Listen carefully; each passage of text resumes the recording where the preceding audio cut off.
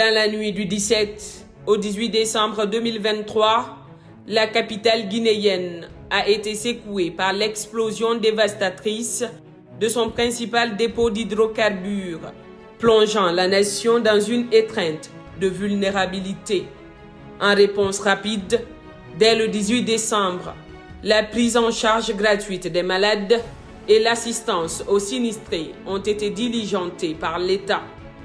Les jours qui ont suivi ont vu la naissance d'un comité de crise, une initiative stratégique du président colonel Mamadi Doumbouya visant à orchestrer une riposte organisée face à l'urgence.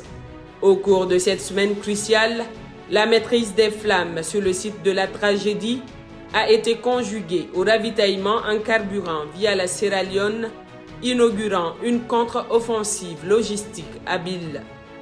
Moins d'un mois après l'incendie dévastateur, le 10 janvier 2024 a marqué une victoire décisive. Le déploiement opérationnel du tuyau principal dédié au gasoil a été la première note d'une symphonie de solutions guinéennes. Un navire transportant du gasoil a déchargé sa cargaison, tandis qu'en 2 semaines, une plateforme métallique révolutionnaire a émergé pour simplifier l'approvisionnement des camions-citernes. Ainsi, le vendredi 12 janvier 2024 a accueilli un autre chapitre de rétablissement, avec l'arrivée d'un navire transportant 33 millions de litres d'essence au port autonome de Conakry.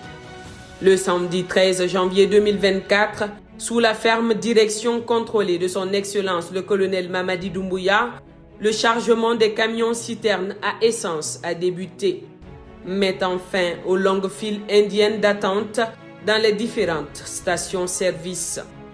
Quand la situation est critique, les mots deviennent des outils pour attirer l'attention des autorités publiques. Lorsque les réponses sont apportées, les mots sont tout aussi essentiels pour décrire les faits et rétablir la vérité.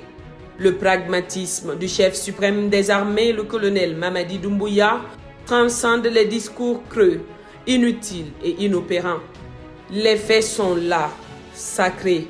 Sous son leadership éclairé, le Premier ministre, l'ensemble des membres du gouvernement, ainsi que les structures publiques et parapubliques, telles que la Société nationale des pétroles SONAP, la Société guinéenne des pétroles SGP, sont à pied d'œuvre quotidiennement sur le terrain.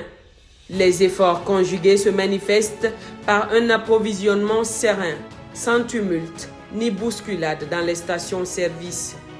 Les files indiennes, naguère signe de détresse et de désarroi, sont désormais reléguées au passé.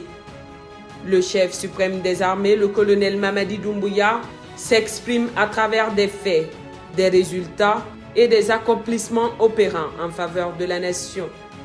Cette réalité se déploie à travers les nombreux chantiers d'infrastructures qui parsèment notre territoire, où les routes émergent et Conakry s'illumine d'une voirie moderne et d'un système d'éclairage public opérationnel. Le CNRD, à sa tête le colonel Mamadi Doumbouya, incarne cette volonté inébranlable de servir le peuple. Un engagement qui perdurera indéfectiblement. Que grâce et reconnaissance lui en soient rendues.